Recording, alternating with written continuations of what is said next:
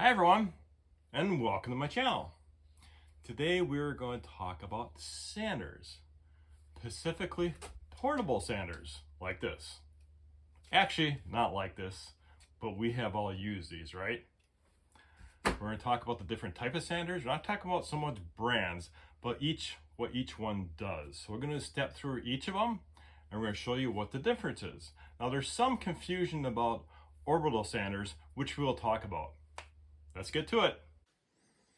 Okay, so we have a few different types of sanders here. Corded and cordless. We're going to go through them from right to left. And we're going to start with this band file. This happens to be a Bauer. And this is nice. This is for tight spaces. I use this on the bottom of my barn door when it wouldn't quite shut.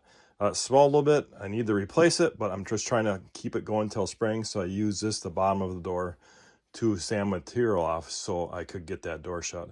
I also had a roof repair where I had to cut out a piece of plywood. And no matter how I tried to get that square, it wasn't quite square. So I used this on the edge of that plywood to grind off to make it square where it would fit in. Next, we got these belt sanders over here. This happens to be a 4x24 Bauer.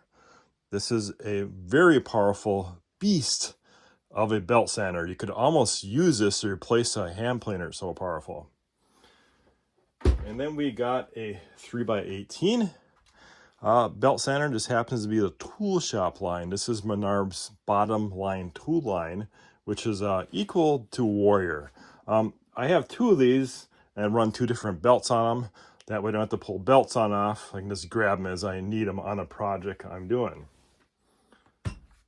And then we have a cordless, which is a 3x18 Bauer. Now this is what we want to get into here. We're getting these orbital sanders. Now I'm going to stop and start and stop this so you can actually see what's going on here. This is where the confusion is. I see it. See how it kind of orbits a little bit. All right. So this happens to be a corded Hercules. What's different about this? I'll show you real quick. It does hook and loop. Plus, you can cut your own, which I've never seen that in a hand sander before.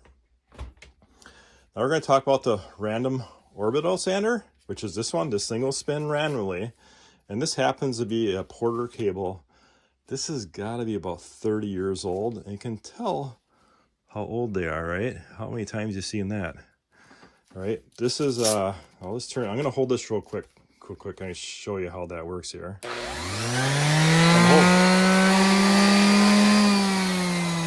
Okay. So that randomly spins around. And this tool is so old, I actually had this part here's pad actually decompose on me. I actually found a part for it a couple years ago. I was able to get it going. Yeah, it still works well.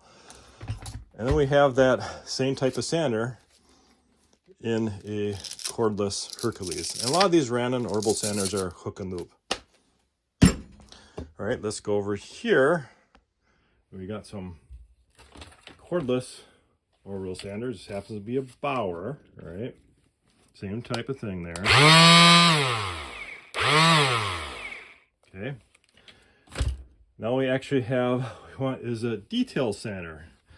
Detail sanders, or what some people call them, is iron sander. These are nice for getting in real small corners. A lot of these are a hook and loop also. That is a cordless.